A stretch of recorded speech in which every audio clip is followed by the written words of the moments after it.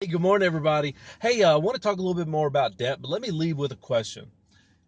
Do you believe as a country that years ago we set a path and the end of that path was today, and that we plan to be in $20 trillion worth of debt? In other words, we made a roadmap of 30, 40, 50 years ago. And the plan was is in 2016, 2017, that part of the journey, we'd be in about $20 trillion worth of debt. Do you believe that was a plan?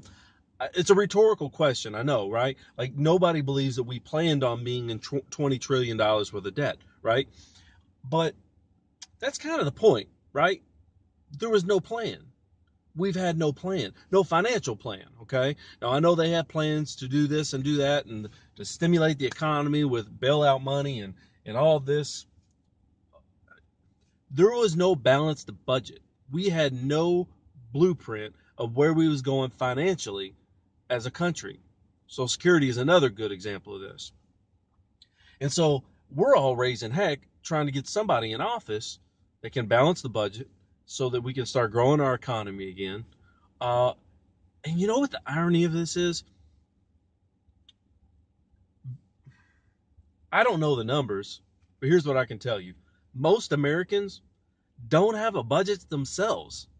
Most of us don't even do a budget. So the hypocrisy in this is that we're calling our government to do things we're not even willing to do in our own lives. Now, I know that's not everybody, but look, those of you that I'm talking to, you know who you are.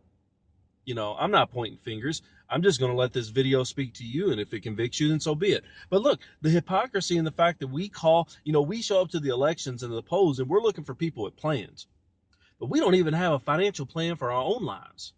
Like, look, we don't have a budget, we don't have a blueprint, but yet we're calling our government to do it. And look, if we're calling our government to do these things, it's obvious that we believe in the principles, like we believe in the concept of a budget. We're just too lazy to do it in our own home, you know? And so we're calling our government to do things for us we're not willing to do for ourselves. And so I guess all I'm doing is, look, I'm just trying to convict some people into understanding the fact that, look, you already believe in this stuff. You just haven't done anything about it yet. We every year we show up to the polls and we're looking for somebody to balance the budget. Look, some of us, and I get some of us just want us to show up to the poll. We're going to find the magic candidate and they're going to wave their magic wand and the debt's going to go away. And the point I want to make there, guys, is just like I started this video with explaining the fact that we didn't wander into debt.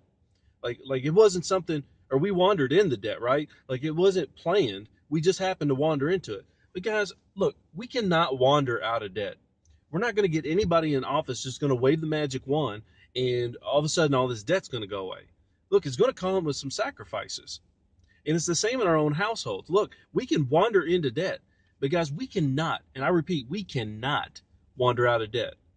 We can wander into debt very easily, very, very easily, but we cannot wander out of debt. So, guys, I just want you all to start looking at this and start seeing it from different angles. And again, just the hypocrisy and the fact that we're calling people to do things that we're not willing to do in our own lives. A little bit of a gut check. It was for me. So I hope everybody enjoys this video. I know that was pretty thick, but I hope everybody has a wonderful day. And I will talk to you guys again tomorrow. I even kept this to be a short video. This is under 4 minutes. So congrats to me. I'll see you guys tomorrow. Take care. Bye.